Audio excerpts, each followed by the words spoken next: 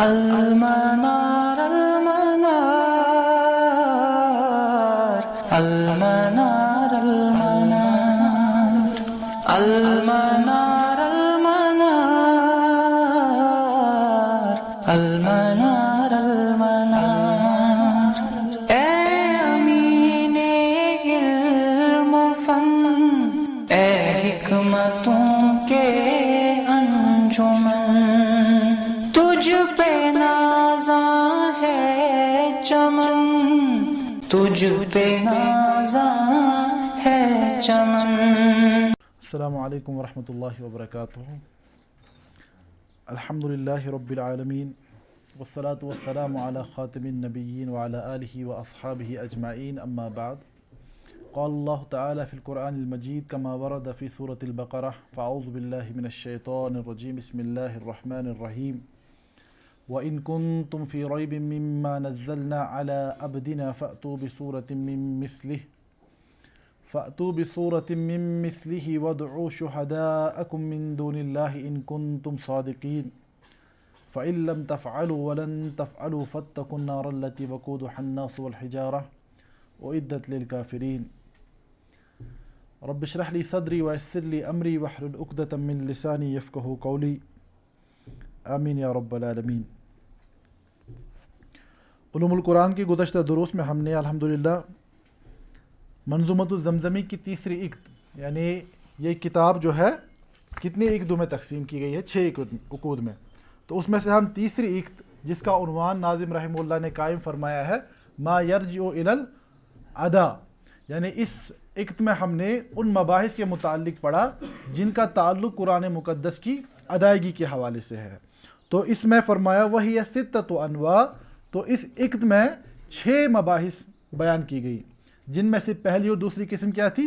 الوقف والابتداء، قرآن مقدس کے وقف اور ابتدا کے بارے میں گفتگو تفصیل سے آئی۔ اس کے بعد ہم نے دیکھا الامالہ، امالہ کو ہم نے تفصیل سے پڑھا، اور چوتھی قسم کیا آئی؟ المد، تو مد کو بھی ہم نے الحمدللہ تفصیل سے پڑھا ایک درس میں۔ اور پچھلے درس میں جو ہم نے پڑھا تھا النوع الخامس تخفیف الحمز، یعنی حمزہ کی تخفیف کے قواعد، اس کو ہم نے تفصیل سے دیکھا۔ تو انشاءاللہ آج کے درس میں ہم اس عقد کی آخری بحث یعنی النوع السادس، چھٹی بحث جو ہے الادغام، ادغام کے حوالے سے۔ تو یہاں پر پچھلی اور یعنی اس بحث کے حوالے سے جو یہ بات ہے، میں نے پچھلے درس میں بھی عرض کی تھی کہ کسی بھی زبان کے اندر بولنے والوں کا ایک بڑا مقصد یا ان کی غرض ہوتی ہے کہ بولنے میں آسانی پیدا کی جائے۔ تو تخفیف الحمز کا جو ہم نے پچھلی درس میں باب پڑھا تھا، تو اس وقت میں نے عرض کیا تھا کہ حمزہ کو ساکت کرنے کے جو مختلف طریقے ہیں، اس کی بنیادی غرض و غایت کیا ہے؟ تخفیف، یعنی ادائیگی کے حوالے سے الفاظ میں آسانی پیدا کرنا۔ تو اسی سے متعلق یہ آخری بحث بھی ہے الادغام، ادغام سے کیا مراد ہے اور اس کے کیا قواعد ہیں۔ تو اس کو بھی آپ لوگوں نے جو تحفۃ الاطفال کے دروس ہوئے ہیں، تو اس میں آپ لوگوں نے اسے تفصیل سے پڑھا ہوا ہے، تو انشاءاللہ وہاں کی طرف بھی اشارے کریں گے، اور یہاں پر جو کچھ تفصیلات ہمیں درکار ہیں تو اس کی طرف میں انشاءاللہ اشارہ کروں گا۔ تو بہرحال ہمارے آج کے درس کا عنوان ہے الادغام۔ سب سے پہلی بات کہ ادغام سے کیا مراد ہے، ٹھیک ہے؟ تو لغت کے اعتبار سے ہم کہتے ہیں کہ لغت میں ادغام سے مراد ہے الادخال، ادخال الشیء فی الشیء، یعنی ادغام سے مراد ہے کسی چیز کو کسی دوسری چیز میں داخل کرنا، ٹھیک ہے؟ دو چیزوں کو آپس میں ملانا، اسے کہا جائے گا لغوی اعتبار سے الادغام۔ جیسے کہ عرب کیا کہتے ہیں؟ ادغمت اللجام فی فم الفرس، میں نے گھوڑے کی منہ میں لگام پہنائی، داخل کی، میں نے گھوڑے کے منہ میں لگام داخل کی، ای ادخلتہ فیہا، اس کے منہ میں یعنی لگام کو داخل کرنا، اسے کیا کہا جاتا ہے؟ ادغمت، ادغم یدغم۔ اسی طرح مثال کے طور پر تلوار کے حوالے سے کہا جاتا ہے ادغمت السیف فی غمدہ، میں نے تلوار کو اپنے غمد میں داخل کیا، ٹھیک ہے؟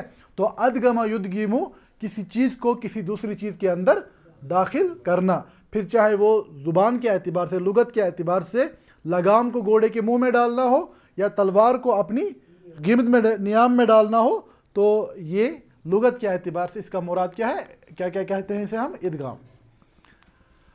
تو جہاں تک اصطلاحی تعریف کا تعلق ہے تو اصطلاح میں یعنی تجوید کے اس فن میں ہوا ایصال حرف ساکن بحرف متحرک, ہوا ایصال حرف ساکن بحرف متحرک, یہ کیا ہے, جوڑنا ملانا کسی ساکن حرف کو دوسرے متحرک حرف کے ساتھ, بحیث یسیران حرفا واحدا, اس اعتبار سے یہ دو حرف ادائیگی کے وقت ایک ہی معلوم ہو, مشددا من جنس الثانی, یعنی شدت کے ساتھ یہ ادا کی جائے. اور اس میں اس سے پہلے اگر ہم دو بار یعنی لفظ کو ادا کر رہے تھے, اس کے بعد ہم زبان کو جنبش دیں گے صرف ایک ہی حرف کے حوالے سے. مثال کے طور پر یہاں پر کیا ہے, وَلْيَكْتُبْ بَيْنَكُمْ, اگر ہم دیکھیں گے کہ اگر با پر رکا جائے تو با کن حروف میں سے ہے, با کن حروف میں سے ہے, حروف قلقلہ میں سے. تو اگر با کو سکون کے ساتھ پڑھا جائے کیسے پڑھا جائے گا, وَلْيَكْتُبْ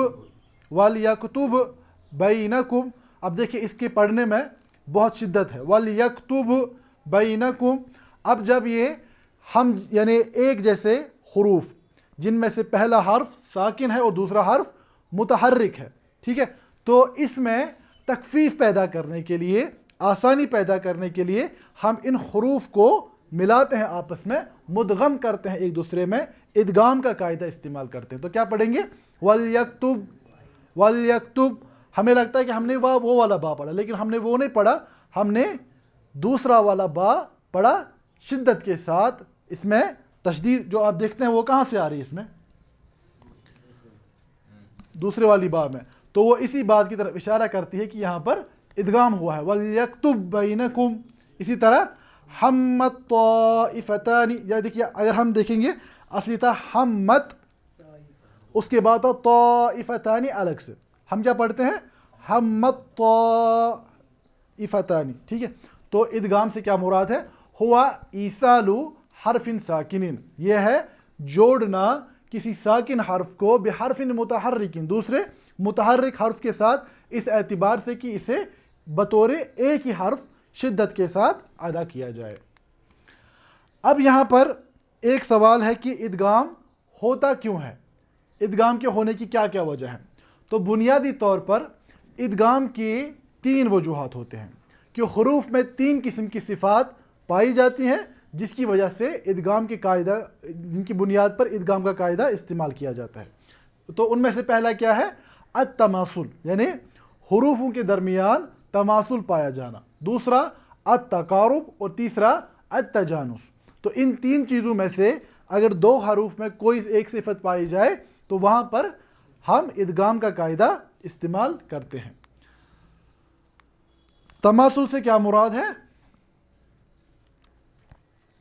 اب پہلے الحروف المتماثلان, یعنی حروف متماثلہ کنہیں کہا جاتا ہے, ہم الحرفان المتفقان مخرجا و صفتا. یہ وہ حروف ہیں جن میں مخرج اور حروف کی جو مختلف صفات ہیں.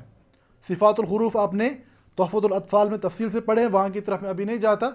تو وہ حروف جن کے مخارج اور جن کی صفات آپس میں ملتی ہوں انہیں ہم کیا کہتے ہیں, الحروف المتماثلان, ٹھیک ہے. تو متجانسان جو دوسری قسم ہے, یہ کون سے حروف ہیں, ہم الحرفان المتفقان مخرجا والمختلفان فی بعض الصفات, ٹھیک ہے. یہ وہ حروف ہیں جو مخرج کے اعتبار سے کیا ہیں, یعنی متفق ہیں, مخرج ایک جیسا ہے, لیکن حروف کی جو صفات کا جہاں تک تعلق ہے ان کی بعض صفات میں یعنی مختلف ہیں وہ. تو یہاں پہ ایک بات کا خیال رکھا جائے, بعض کتابیں کیا لکھتی ہیں کہ والمختلفان فی الصفات, ٹھیک ہے, والمختلفان فی الصفات کی یہ مختلف ہوتی ہیں صفات میں. لیکن اگر ہم بعض کی قید کو ختم کریں اس کا مطلب کیا ہے کہ سبھی صفات میں یہ حروف الگ الگ ہونے چاہیے, لیکن نہیں ایسا ضروری. اگر بعض صفات میں بھی 2 حروف کے درمیان اختلاف پایا جاتا ہو یعنی مختلف پائے جاتے ہوں تو انہیں ہم کیا کہیں گے, الحروف المتجانسان, یعنی یہ نسبت رکھتے ہیں ایک دوسرے کے ساتھ مخرج کے اعتبار سے اور فرق رکھتے ہیں ایک دوسرے کے ساتھ صفات کے اعتبار سے. تیسری قسم جو ہے حروف المتقاربان تقارب ہما الحرفان المتقاربان مخرجا و صفتا. یہ کیا ہے؟ یہ نزدیک ہوتی ہے. وہاں کیا ہے؟ اتفاق، ایک جیسا مخرج، ایک ہی جگہ سے حروف ادا ہوتے ہوں لیکن صفات مختلف ہوں. یہاں پر صفات اور مخرج میں کیا ہوتا ہے؟ دونوں میں فرق ہوتا ہے. نزدیک ہوتے ہیں لیکن فرق ہوتا ہے. چوتھی قسم کیا ہے؟ متباعدان ہما الحرفان المتباعدان مخرجا و صفتا. یہ وہ حروف ہیں جو مخرج اور صفت دونوں کے اعتبار سے ایک دوسرے سے بالکل جدا ہوں. تو اس اعتبار سے ہم نے کیا کہا کہ ادغام کی بنیادی طور پر 4 وجوہات پائی جاتی ہیں. یا تو حروف ہوں گے متماثلہ، یا ہوں گے متجانسہ، یا تیسری قسم یا ہوں گے متقاربہ یا متباعدہ. 4 قسمیں. جہاں تک الحروف المتماثلان کا تعلق ہے، یہ کون حروف ہیں؟ ہما الحرفان، جیسے میں نے اس سے پہلے عرض کیا، ہما الحرفانی یہ وہ حروف ہوتے ہیں المتفقانی جن میں اتفاق ہوتا ہے فی المخرج والصفات، مخرج میں بھی اور صفات میں بھی.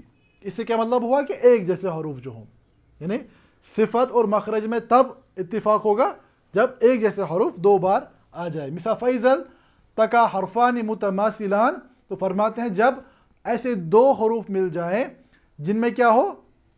تماثل، حروف متماثلہ 2 مل جائے اس صورت میں کہ پہلا حرف ان میں سے ساکن ہو وَلَيْسَ بِحَرْفِ مَدٍ، اور وہ حرف مدہ واو الف یا میں سے نہ ہو، اور ایک حرف ساکن دوسرا متحرک ہو. ایسی صورت میں کیا ہوگا؟ وجب الادغام. ایسی صورت میں ادغام واجب ہوگا. ٹھیک ہے. مثال کے طور پر یہاں پر کیا ہے؟ دال ہے، اس میں دال کیا ہے؟ ساکن. وقد، وقد. اگر آپ دیکھیں اس کو الگ سے پڑھیں گے، یعنی اگر ہم قد پر یعنی پریکٹس کے لیے اگر ہم رک جائیں تو وقد، وقد دخلوا، وقد دخلوا ہے. اب اس میں تخفیف پیدا کرنے کے لیے جب 2 حرف آئے اس اعتبار سے کہ دونوں حروف مخرج اور صفات میں اتفاق رکھتے ہیں، یعنی دال 2 بار پایا جاتا ہے، تو ہم اس میں آسانی پیدا کرنے کے لیے یہاں پر ادغام کو کیا کرنا واجب ہے. ٹھیک ہے. وقد دخلوا، وقد دخلوا. بات سمجھ آ رہی ہے؟ تو اس اعتبار سے اسی طرح دیکھیے یہاں پر کیا ہے؟ بل. اگر ہم علیحدہ علیحدہ پڑھیں بل لا، بل لا، تو ہم اس کو ملا کر ادغام کی صورت میں کیسے ادا کرتے ہیں؟ بل لا تکرمون الیتیم. اسی طرح یہ ادغام کے بغیر پڑھیں گے تو یدرککم، یدرککم، یدرککم. بات سمجھ آ رہی ہے؟ تو ایسے کیا ہوگا؟ یدرککم. سمجھ آ رہی بات؟ یہاں پر کس کس میں ہوا ہے؟ یہاں پر کہاں پر ہوا ہے ادغام؟ یہاں پر دال میں ادغام نہیں ہے، خیال رکھنا ہے. یہاں پر ادغام ہوا ہے کاف میں. کہاں پر ہوا ادغام؟ کاف میں. یدرک. بعض علماء، بعض قراء کیا پڑھیں گے؟ یدرککم، یدرککم. یہاں یعنی اگر ادغام نہیں کریں، بعض قراء کے نزدیک ادغام نہیں ہوتا، جہاں کی طرف انشاءاللہ وہاں آئیں گے. تو جب ادغام ہوگا تو کاف کو کیسے ادا کیا جائے گا؟ یدرککم، یدرککم. بات سمجھ آ رہی ہے؟ اسی طرح یکرہن، یہ سب چیزیں جو ہیں فرماتے ہیں فَإِن تَحَرَّكَ الْأَوَّلُ مِنْهُمَا، اگر اب پہلا حرف متحرک ہو، او کان حرف مد، یا حروف مدہ میں سے ہو، فلا ادغام. تو ایسی صورت میں ادغام، ایسی صورت میں ادغام نہیں ہوگا. بات سمجھ آئی؟ اس کے بعد جو دوسری قسم ہے جنہیں ہم کیا کہتے ہیں؟ الحروف المتجانسان. الحروف المتجانسان. حروف متجانسہ کے بارے میں ہم نے کیا عرض کیا کہ یہ وہ حروف ہیں جن میں مخرج میں تو اتفاق پایا جاتا ہو لیکن بعض صفات میں مختلف ہوں. مثال کے طور پر ہم کہتے ہیں دال اور تا کا جہاں تک تعلق ہے، دال اور تا کے مخرج میں اتفاق پایا جاتا ہے اور صفات میں مختلف ہیں. بات سمجھ آئی؟ ہما الحرفان یہ وہ حروف ہیں المتفقان جو اتفاق رکھتے ہیں فی المخرج، مخرج کے اعتبار سے، والمختلفان فی بعض صفات، اور یہ مختلف ہوتے ہیں بعض صفات کے اعتبار سے. فَإِذَا الْتَقَى حرفان متجانسان، پس جب دو حروف متجانسہ ملتے ہیں والاول منہما ساکن، اس بات کو یاد رکھنا ہے، پہلا والا حرف ساکن ہونا چاہیے، وجب الادغام، تو ایسی صورت میں ادغام واجب ہوگا۔ نحو یہاں پر دال اور تا، دال ساکن ہے، اس کے بعد حروف متجانسہ، دال اور تا جو ہیں یہ حروف متجانسہ ہیں مخرج کے اعتبار سے، یعنی اتفاق اور صفات کے اعتبار سے مختلف، تو فرماتے ہیں یہاں پہ کیا ہوگا، یہاں پہ ادغام ہو۔ قد تبین الرشد، قد تبین الرشد نہیں، قد تبین الرشد نہیں ہوگا، قد تبین الرشد، بات سمجھ آئی؟ تو یہاں پر جو بات یاد رکھنی ہے، جہاں تک ان حروف متجانسہ کا تعلق ہے، یہ علماء اسے منحصر کرتے ہیں 8 قسموں میں، یعنی 8 پیئرز بنتے ہیں جہاں پر اس صورت کا ادغام ہوگا، جن میں سے 4 صورتوں پر سبھی قراء کا اتفاق اجماع ہے اور 4 صورتوں میں اختلاف پایا جاتا ہے۔ تو ان میں سے جو پہلی 4 یعنی متفق علیہ قسمیں ہیں وہ کیا کیا ہیں؟ الحالات الثمانیہ، اوپر عنوان قائم کیا گیا ہے، وہ 8 یعنی حالتیں لادغام المتجانسین جہاں پہ حروف متجانسہ کا ادغام ہوتا ہے۔ پہلی قسم الزال فی الضاء، زال اور ضا کا، زال اور ضا کا، دیکھیں زال اور ضا کا مخرج ایک جیسا ہے لیکن صفات مختلف پائی جاتی ہیں، وہ صفات کیا ہیں اس کے لیے آپ کہاں کی طرف رجوع کریں گے؟ تحفۃ الاطفال کے دروس کی طرف۔ تو بہرحال یہاں پہ مثال ہے الف اور زال، از، یہ علیحدہ علیحدہ پڑھیں گے کیا ہے؟ از ظلمتم، از ظلمتم، لیکن جب ادغام ہوگا کیا پڑھا جائے گا؟ یہاں پر ادغام کے بعد تقرأ کیسے پڑھا جائے گا؟ از ظلمتم، از ظلمتم، بات سمجھ آ رہی ہے؟ اسی طرح جو قسم ہے دال اور تا کا ادغام، ٹھیک ہے، دال اور، دیکھیے پہلی قسم ہم نے کیا پڑھا تھا؟ حروف المتماثلہ، وہ تماثل یعنی مخرج اور صفات دونوں کے اعتبار سے ایک جیسے، وہاں پر کوئی پرابلم نہیں ہے۔ یہاں پر اب ادغام ہو رہا ہے اس صورت میں کہ حروف متجانسہ ہیں، یعنی مخرج ایک جیسا ہے لیکن صفات مختلف ہیں، جن میں سے میں نے عرض کیا کہ علماء اس کا انحصار 8 قسموں میں کرتے ہیں، 4 قسمیں متفق علیہ ہیں، 4 میں تفصیل ہے، بات سمجھ آئی؟ تو ان میں سے جو متفق علیہ 4 قسموں میں سے پہلی قسم ہے وہ ہے زال اور ضا کا یعنی ادغام۔ اسی طرح دوسری قسم کیا ہے؟ الدال فی التاء، دال کا ادغام تا میں، مثال کے طور پر یہی جو اس سے پہلے ہم نے عرض کیا تھا، قد تبین الرشد، لکھا تو جاتا ہے کیسے؟ دال پورا، قد، اگر ہم دیکھیں گے قلقلہ کا قاعدہ استعمال کر کے قد تبین الرشد، لیکن تخفیف کے لیے یہاں ادغام ہوگا قد تبین الرشد۔ اسی طرح تیسری قسم کیا ہے؟ التاء الساء فی الدال، یعنی سا کا ادغام دال میں، سا کا ادغام دال میں، مثال کے طور پر کیا ہے؟ اسقلت، اسقلت دعوا، جی التاء فی الدال، یعنی تا کا ادغام دال میں، یہاں پر اصلی تھا اسقلت، اسقلت، تو ہم کیا پڑھیں گے؟ اسقلت، اسقلت، یہاں پر ہم نے جو دوسری طرف ہے وہاں پہ لکھا ہے کہ پڑھا کیسے جاتا ہے۔ چوتھی قسم جو ہے التاء فی الطاء، التاء تا کا ادغام طا میں، تو کیا کیسے پڑھا جائے گا؟ فآمنت طائفۃ، ورنہ کیا تھا؟ فآمنت طائفۃ، اس کو کیسے پڑھا جائے گا ادغام کے بعد؟ فآمنت طائفۃ، بات سمجھ آئی؟ تو کیا کیا قسمیں؟ 4 حروف متجانسہ کی جو 8 یعنی قسمیں ہیں ان میں سے جو 4 متفق علیہ قسمیں وہ کیا کیا ہے؟ الدال، الزال فی الضاء، زال کا ادغام ضا میں، دوسری الدال فی التاء، دال کا ادغام تا میں، تیسری التاء فی الدال، اور چوتھی التاء فی الطاء۔ دوبارہ دہرائے کیا کیا ہے؟ زال اور ضا، دوسری دال اور تا، تا اور دال، اور چوتھی تا اور ضا، ٹھیک ہے؟ تو یہ 4 متفق علیہ قسمیں ہیں۔ جہاں تک 5ویں قسم کا تعلق ہے وہ کیا ہے؟ اللام فی الراء، لام کا ادغام را میں، تو اس میں علماء کی مختلف آراء پائی جاتی ہیں۔ آراء کی مختلف پائی جاتی ہیں، کیونکہ یہ مخرج کے اعتبار سے بہت قریب ہیں، اسی لیے بعض علماء انہیں یعنی متقاربہ حروف میں لیتے ہیں اور بعض انہیں متجانسہ میں لیتے ہیں، ٹھیک ہے۔ تو اللام فی الراء کا جہاں تک تعلق ہے، علی الراء المبرد والفراء انہما من المتجانسین، جو دو بڑے لغت کے امام ہیں کون کون؟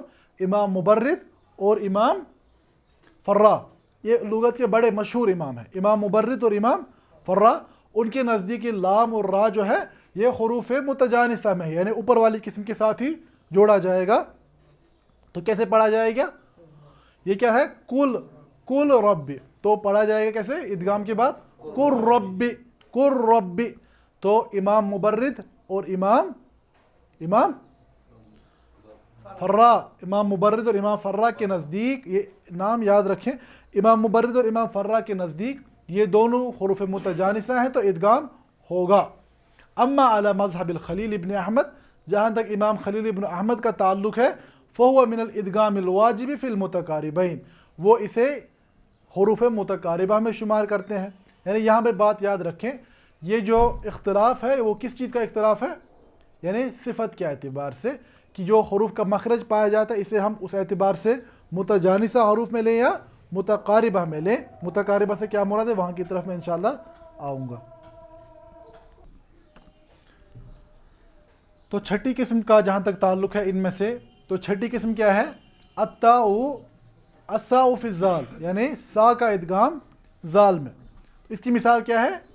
یلحظ ان تترک علیہ یلحظ او تحملہ یلحظ۔ تو یہاں پہ کیا ہے؟ یلحظ ذالک، ادغام کے بغیر کیا ہے؟ یلحظ، اس کے بعد ہے ذالک الگ سے، تو ادغام کے ذریعے جب پڑھا جائے گا یلحظ ذالک، یلحظ ذالک، تو اس میں جہاں تک تعلق ہے کہ یہ دونوں حروف تو حروف متجانسہ ہیں، کون کون؟ سا اور زال، لیکن اس کے باوجود ان کے پڑھنے میں قراء کے درمیان مختلف آ رہا ہے۔ تو جہاں تک ہمارے امام حفص کا تعلق ہے رحمہ اللہ، تو ان سے دو ترک ہیں، ان سے دو ترک یعنی مروی ہے۔ تو ایک طریقے کے مطابق یعنی امام شاطبی کے مطابق تو امام حفص کی قرات میں ادغام ہی ہوگا صرف، یلحظ ذالک، یعنی جب ہم پڑھیں گے تو ہم ایسے پڑھیں گے یلحظ ذالک۔ اب جب دوسرا یعنی طریق ہے ان سے مروی جو کہ کہاں پہ ہے؟ طیبۃ النشر، اس کے کون مؤلف ہیں؟ اس کا تذکرہ اس سے پہلے بہت بار آ چکا ہے، امام ابن الجزری رحمۃ اللہ تعالیٰ علیہ۔ تو وہ فرماتے ہیں کہ امام حفص سے دونوں اظہار بھی اور ادغام بھی مروی ہیں، یلحظ ذالک بھی مروی ہے اور یلحظ ذالک بھی مروی ہے۔ یعنی جو چھٹی قسم ہے اس کی وہ کیا ہے؟ الساء فی الزال، الساء فی الزال۔ اس کے بعد ساتویں قسم کا جہاں تک تعلق ہے وہ کیا ہے؟ الباء فی المیم، یعنی با کا ادغام میم کے ساتھ۔ اس میں کیا ہے مثال؟ ارکب معنا، ٹھیک ہے، ادغام کے ساتھ ارکب معنا، ارکب معنا۔ تو اس میں کیا ہے؟ یہ دونوں حروف با اور میم حروف متجانسہ ہیں، لیکن اس کے پڑھنے میں بھی ادغام اور اظہار کے درمیان قراء کا اختلاف ہے۔ تو امام حفص سے اس میں بھی یعنی پچھلی مثال کی طرح امام شاطبی کے مطابق صرف ادغام یعنی مروی ہے، اور امام ابن الجزری رحمہ اللہ کے مطابق اظہار ادغام دونوں مروی ہیں۔ آٹھویں قسم کا جہاں تک تعلق ہے یہ ہے الطاء فی التاء، الٹا ہے۔ اس سے پہلے جو ہم نے پڑھا تھا وہ کیا تھا؟ تا فی الطاء، یہ ہے طا فی التاء، طا فی التاء، الٹا۔ تو وہ ہے، اس کو کہا جاتا ہے وہ ہوا ادغام ناقص، یہ ادغام ناقص ہے، تفصیل میں ابھی نہیں جا سکتے۔ تو فرماتے لأن الحرف القوی لا يدخل بكله في الضعیف، حرف قوی جو ہوتا ہے وہ کمزور حروف میں پوری طرح داخل مدغم نہیں ہوتا، ٹھیک ہے۔ فكانت العرب تدغم الطاء الساکنہ في التاء مع ابقاء صفت الاتباق منها۔ تو بہرحال اس تفصیل میں جانے کی ابھی ہمیں ضرورت نہیں ہے۔ تو یہاں پر جو آٹھویں قسم کا تعلق ہے تو اس میں بھی قراء کے درمیان یعنی اس میں کے پڑھے جانے میں اختلاف ہے۔ تو حروف متجانسہ کی جو قسمیں ہیں، کتنی قسمیں اس میں آئیں؟ 8، جس میں سے میں نے عرض کیا کہ پہلی 4 قسموں میں قراء کا اتفاق ہے کہ اس کو ادغام کے ساتھ ہی پڑھا جائے گا، جس میں کیا کیا ہے؟ الزال فی الضاء، الدال فی التاء، التاء فی الدال، अत्ताउ फी ता, देखिए यहाँ पे ख्याल रखना है, चौथी और आठवीं किस्म है, आठवीं किस्म चौथी किस्म की रिवर्स है, ठीक है।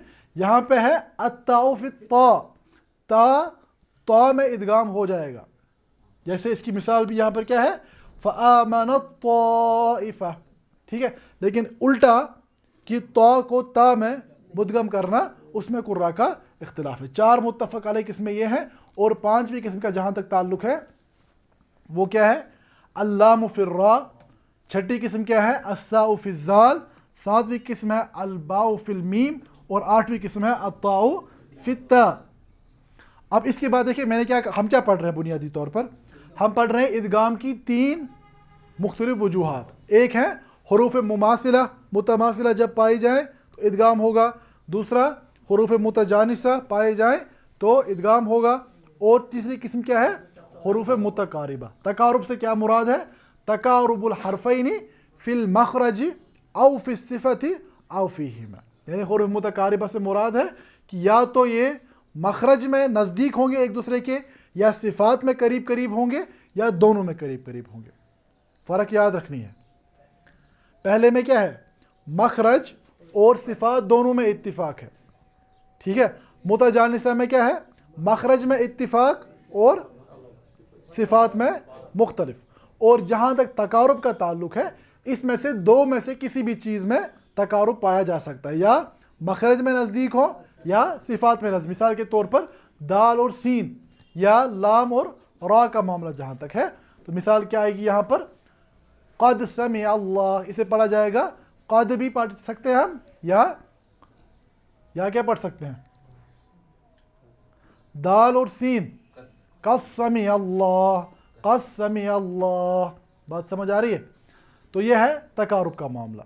तो इन सब चीज़ों को सामने रखते हुए हम देखेंगे कि नाज़िम रहीमुल्लाह क्या फरमाते हैं।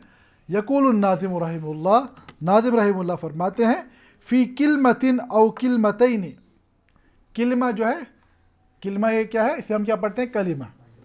इसको याद रखें, इसको पढ़ने की तीन सूरतें हैं, कलिमतुन, किलमतुन, कलमतुन, तीनों लुगात वारिद हुई हैं। तो यहाँ पे नाज़िम रहीमुल्लाह ने ये गालिबन तमीम, बनु तमीम की लुगत है, किलमतुन, किलमतुन औ किलमतैनि, फ़ी कलिमतिन औ कलिमतैनि।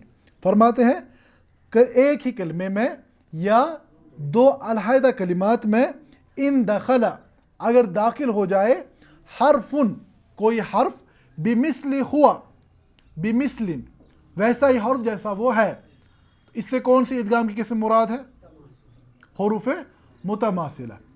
देखिए यहाँ नाज़िम रहीमुल्लाह ने एक ही किस्म बयान की हुई है, हमने तीनों किस्मों को देखा। इन्होंने फरमाया कि एक ही कलमे में या दो अलहदा कलिमात में अगर ऐसे हरूफ दाखिल हो जाएं जो क्या हो, हर्फ बिमिस्लिन, यानी जो एक जैसे हरूफ हों, एक जैसे किस में, मखरज में और सिफ़ात में।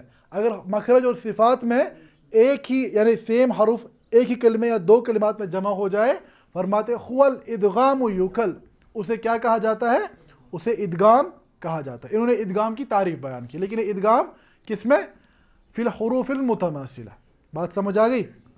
तो इसके बाद आगे फरमाते हैं, लाकिन अबू अम्र, लेकिन जहाँ तक इमाम अबू अम्र का ताल्लुक़ है, लम युदगिमा, वो इदगाम नहीं करते, इल्ला बिमौज़िअैनि, सिवाय दो जगह पर। तो वो क्या क्या है, इल्ला बिमौज़िअैनि नस्सन उलिमा, फरमाते हैं वो दो जगह क्या है जो नस के ज़रिए से पहचानी गई हैं, जानी गई हैं। तो वो क्या क्या है, एक है सूरतुल बकरा की आयत नंबर 200, इसमें कहाँ पर है इदगाम, कहाँ पर हो सकता है, इसमें काफ, काफ, काफ का इदगाम, वो पढ़ते हैं मनासिकुम, मनासिकुम, मनासिकुम, मनासिकाकुम नहीं पढ़ते, मनासिकुम। इसी तरह सूरतुल मुद्दस्सिर की आयत नंबर 42, इसमें आया है मा सलककुम, उसे क्या पढ़ते हैं, मा सलकुम। बात समझ आ गई। तो इमाम अबू अम्र के नज़दीक इन दो जगहों के बगैर बकिया जगहों पर इदगाम साबित नहीं है। तो इन सब बातों को सामने रखते हुए नाज़िम क्या फरमाते हैं, फ़ी किलमतिन औ किलमतैनि, एक कलमे या दो कलमे में अगर क्या हो, इन दखला हरफुन बिमिस्लिन, اگر داخل ہو جائے وہ حرف جو ایک جیسے ہو هو الادغام یکل، اسے ہی ادغام کہا جاتا ہے. لیکن ابو عمر، لیکن جہاں تک ابو عمر کا تعلق ہے، لم یدغما، وہ ادغام نہیں کرتے، الا بموضعین، سوائے دو جگہوں پر جو کہ نص کے ذریعے ثابت ہیں. تو اس ساری بحث کو سمیٹتے ہوئے ہم نے آج کے درس میں کیا پڑھا؟ ہم نے سب سے پہلے ادغام کی لغوی اور اصطلاحی تعریف کو دیکھا. اس کے بعد ہم نے یہ بات جانی کہ ادغام کی بنیادی طور پر 3 وجہیں ہوتی ہے، 3 صورتوں میں ادغام ہوتا ہے. کہ جب پہلی صورت کیا ہے؟ حروف میں تماثل، حروف متماثلہ ہوں. حروف متماثلہ سے کیا مراد ہے؟ جو مخرج اور صفات دونوں میں اتفاق رکھتی ہو. بات سمجھ آئی؟ یعنی حروف ایک جیسے ہوں. جیسے مثال بیان کیا آئی؟ نہیں، ایک ہی جیسا حرف 2 بار آئے. دال اور دال، میم اور میم، کوئی بھی حرف ایک جیسے آ جائے جن کا مخرج اور صفات ایک جیسی ہو. دوسرا ہم نے پڑھا کہ حروف متجانسہ، وہ حروف جن میں یعنی مخرج تو ایک جیسا ہو لیکن بعض صفات میں مختلف ہوں. ان کے حوالے سے ہم نے عرض کیا کہ اس کو علماء 8 قسمیں منحصر فرماتے ہیں، جن میں سے 4 قسمیں متفق علیہ ہیں اور 4 میں تفصیل ہے. اور تیسری قسم حروف متقاربہ، یہ وہ حروف ہیں جن میں یا تو مخرج نزدیک ہوگا یا کچھ صفتیں قریب ہوگی یا مخرج اور صفات دونوں میں قرب ہوگا. تو ایسی صورت میں بھی یعنی ادغام ہوتا ہے. تو ان سب صورتوں کو سامنے رکھتے ہوئے ناظم نے فرمایا کہ اگر ایک کلمے یا 2 کلمے میں ایک جیسے حروف جمع ہو جائیں تو اسی قاعدے کو ہم کیا کہتے ہیں؟ ادغام. لیکن امام ابو عمر کے نزدیک ادغام ثابت نہیں ہے سوائے 2 جگہ، سورۃ البقرہ کی آیت نمبر 200 اور سورۃ المدثر کی آیت نمبر 42. تو ان 2 جگہوں پر امام ابو عمر کے نزدیک ادغام ثابت ہے، بقیہ جگہوں پر وہ ادغام نہیں کرتے. تو یہاں پر ہماری جو تیسری اکت ہے جس کا عنوان کیا تھا؟ ما یرجع الی الادا، وہ مباحث جن کا تعلق قرآن مقدس کی ادائیگی کے حوالے سے ہے. تو یہاں پر ہماری تیسری اکت مکمل ہوتی ہے. تو اس کے بعد جو چوتھی اکت ہے یہ بہت زیادہ اہم ہے، بہت زیادہ اہم ہے. دیکھیں یہاں پر تیسری قسم کا تعلق تجوید کے ساتھ تھا، تیسری اکت کا. اب جو چوتھی قسم ہے، چوتھی اور پانچویں قسم دونوں، ان کا تعلق اصول فقہ کے ساتھ ہے. بات سمجھ آ رہی ہے؟ اسی لیے ہم بار بار یہ بات کہہ رہے ہیں کہ جو علوم القرآن ہے یہ اپنے اندر بقیہ سبھی علوم کو سمیٹے، کیونکہ سبھی باقی علوم کی غرض و غایت کیا ہے؟ فائنل ڈیسٹینیشن قرآن مقدس کو سمجھنا. آپ نے دیکھے پہلی جو ہم نے اکت پڑھی تھی وہ خالصتاً علوم القرآن کے ساتھ وابستہ تھی، لیکن اس وقت بھی ہم نے دیکھا، چاہے مکی مدنی کی تعریف کو دیکھا ہم نے، لیلی شتائی، لیلی نہاری وغیرہ، اس وقت میں نے عرض کیا تھا کہ ان کا براہ راست تعلق احکامات کے ساتھ ہوتا ہے. کیوں؟ ناسخ منسوخ کے حوالے سے. اسباب النزول اس کا تعلق ناسخ منسوخ کے حوالے سے یا عام خاص کی بحث ہے اس کے حوالے سے. یعنی پہلی بحث کا تعلق بھی کسی نہ کسی درجے میں، ایک تو دیکھیں اسباب النزول جب ہم پڑھتے ہیں وہاں پر علم حدیث داخل ہو جاتا ہے. بات سمجھ آ رہی ہے؟ اسباب النزول کیسے ہمیں پتہ چلتا ہے؟ روایت کی بنیاد پر. روایت کے بغیر تو درایت تو وہاں نہیں استعمال ہوتی نا. جب روایت پتہ ہوگی تب نزول کی وجہ سمجھ آئے گی. یعنی وہاں پر ہم نے دیکھا علوم القرآن کے ساتھ علم حدیث جڑ گیا. بات سمجھ آ رہی ہے؟ ابھی جو ہم بحث پڑھ رہے تھے یعنی تجوید کے حوالے سے، یہ علوم القرآن کی اپنی اصل بنیادی بحث ہے.